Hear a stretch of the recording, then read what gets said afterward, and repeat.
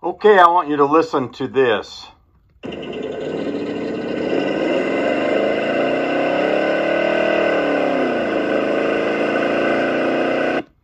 Now, did you hear how that transmission shifted? It was like,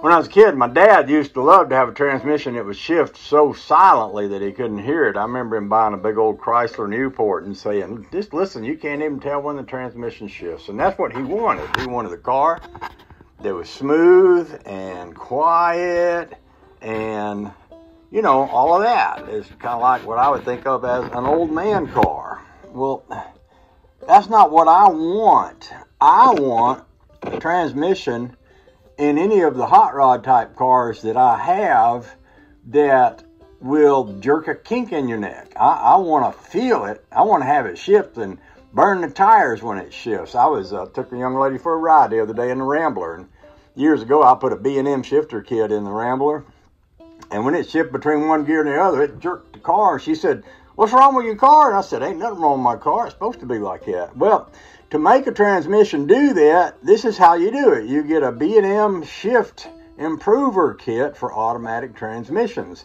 And of course, the first thing you have to do is you have to identify which transmission you have. So I have this series of pictures of the pan on the bottom of my transmission. I think mine is one of these 16-bolt 700R4. But I'm going to go crawl under it and look at it to make sure I know which transmission I have. Now, the one in the Rambler is a 350, so that would be this one. And then there's a TH400 and a TH700R400. So, like I say, I'm going to go crawl under the Studebaker. We're going to look at the pan. We're going to determine which transmission I have in the Studebaker, and then we're going to order one of those B&M Hydro. I call it a Hydro because that's what we used to call it. We could call it a Hydro shift, but it's basically you take the pan off, you change a bunch of parts in the transmission, and when you put it back together, it shifts like a dragster, shifts like a monster. So that's what I'm looking for. So y'all come on with me. We'll go down to the back shed and we'll crawl under the Studebaker. We'll have a look and we'll determine what it is I have for a transmission. Okay, here we are underneath the Studebaker. Now I'm just going to put the phone on the floor. It's not so high that I can just crawl up under there, but I'm just going to put the phone on the floor. You should be able to see.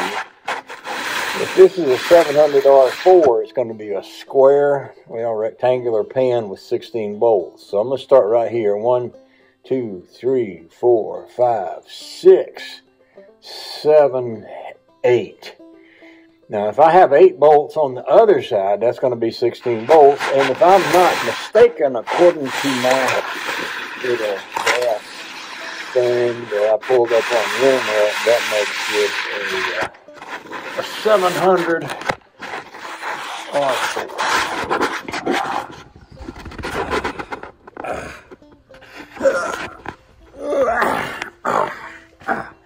Which should mean that I can my hat. I don't want to be running around without my hat. I might need my hat. Keeps aliens from getting their brain processes in my brain thoughts. It should be that stopped making video when I did that. But I showed you that diagram I had on the computer a while ago.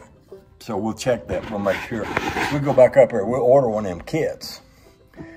And then when we get it in here, up here, see this car has it's got a Camaro positive traction rear end in it with that transmission and that engine, which is a Corvette. I believe it's a 97 Corvette engine. I think they call that an L31. It originally was fuel injected. It's got the aluminum heads on it and the Vortex, what they call the Vortex heads.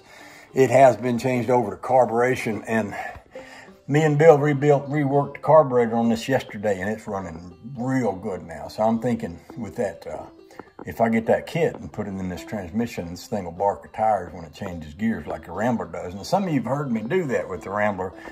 it'll just about bark them just shifting from one to the other. But if I put it down in number 1 and I wind her up, get the RPMs up there nice and high. This is back when I had an engine to do that with. And then when I go to number 2, it goes, you know, because the tires start burning, and that's the holy grail of hot rodism right there. If you got a hot rod that'll light the tires up when it changes in the gears, changes between the gears instead of that old mushy, you know, that old mushy, you know, that's like a transmission being between first and second. It can't make up its mind. Do I go up or do I go down, or do I just stay in this gear and burn up some RPMs while I'm making up my mind? Well, we don't want that. We want, yeah, that's what we want. That's what we want. So, thanks for coming with me today. I'll go up there and order that, and then one of these days soonish, when we get around to it, we'll do that. I'm loving this car a lot right now. This one isn't drivable. I can drive it in and out of the garage, but not much more than that. But been taking this into a show and all, and boy, that was real fun the other day. This one too, but you know, on this one you want a pretty nice warmish day if you're going to take it out and all. And if it's wet or cold, you're going to be wet and cold. So, all right, thanks for walking around here with me while I did that. And there's other things to tell you about and other things, but I don't want to, you know, we don't need to put everything in one video like 63 Impala, you know, Waylon Wire. You know, he makes video and he has, you know, 7-8 minutes worth of intro, and then he talks about what he's going to do, and he talks about what he's thinking about what he's going to do, and then he does what he's going to do, but then he does something else. And he shoots basically 4 or 5 videos and bunches them all together, you know. See, I ain't like that. I am focused. Y'all pay attention now. I am focused and to the point. Squirrel! No, he'll get a kick out of that. We love you. We love you, Waylon Wire.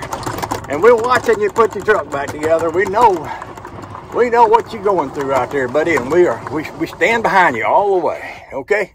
Okay. See y'all later now. Have a nice day. This is Richard of the broken finger, or the broken hand, or the bad finger. By the way, I got a doctor's appointment coming up for this bad finger, so that'll be happening soon. See you now.